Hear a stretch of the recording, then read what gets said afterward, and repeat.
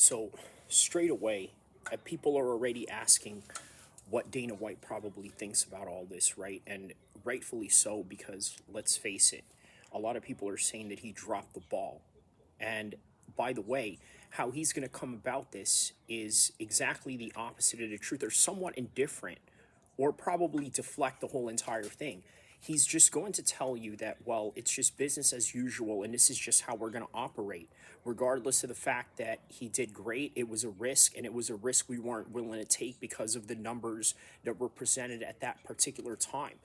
That's really all he's going to say. It's not going to be anything extravagant. It's not going to be anything that's groundbreaking, which is something that a lot of people are really looking forward to in hearing this guy talk about Francis Ngannou's performance. Because had he got in there under the UFC banner, it would have looked really good for their company.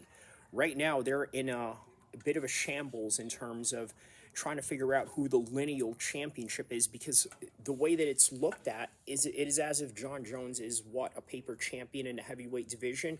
Sure, you can't deny what he has done in light heavyweight. The problem is he's now at the heavyweight division where he didn't really beat the man. You know the old phrase, in order to be the man, you got to beat the man that beat the man, and so on and so forth. And sometimes it just doesn't work like that. Look at professional boxing in the current moment of time with their heavyweights. So you got Lennox Lewis. He was the last undisputed champion of all time, right, in that particular division. Afterwards, you just never really had anything going on after that. All you had was just the belts scattered around. You had the Klitschko brothers basically sharing the undisputed together without really fighting each other, so they can spread the belt out amongst themselves. And that's literally the entire history of the heavyweight division, both in MMA and boxing, that I've just told you within a 2-minute time span. So, more importantly, it's just all about what Dana is going to respond to this and how a lot of people are going to look at this. Of course, a lot of people are going to look at this as like, well, he fumbled the ball. You have this scheduled scramble going on with UFC 295, and then you had a very successful event with Francis and Tyson Fury. But at the same time, you know what? I want to give you a different narrative and a different spin on it. This is kind of the way I look at it. It's just almost really quintessential in everything that you know of what combat sports is to be. And what exactly is that? It is literally, and I'm going to continue saying it over and over again, the theater of the unknown, which means that you don't know what the results are going to be. You think that you do, and then all of a sudden you get hit with a surprise.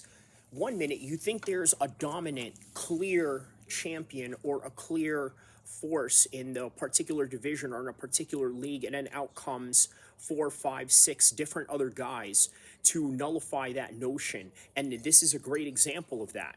What exactly do I mean? Well, for one, I told you in the UFC, they don't have a clear lineal champion other than John Jones, who has held steadfast in another weight division only to just start a new domination in this particular one that he's currently engaging in. The other thing about that is the heavyweight division in boxing. Now, it is totally unclear because at first it was as if Fury was the man, because it was in 2015 when he beat Klitschko in Germany, outboxed him, basically outswagged him for the entire 12 rounds of this man's entire career, schooled him, and then became the undisputed champion. Well, not undisputed, unified. And then he got stripped because he got into these little controversies. He started saying things about certain people, let's just say they were from Tel Aviv adjacent and whatnot. So he goes and talks about them. Then he gets stripped. Then people label him as some sort of mental health crisis of a man.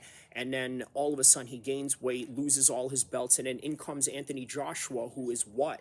This literally politically correct champion that embodies the modern culturalism, modern multiculturalism of Great Britain, and, well, basically fast rocketed him into a championship.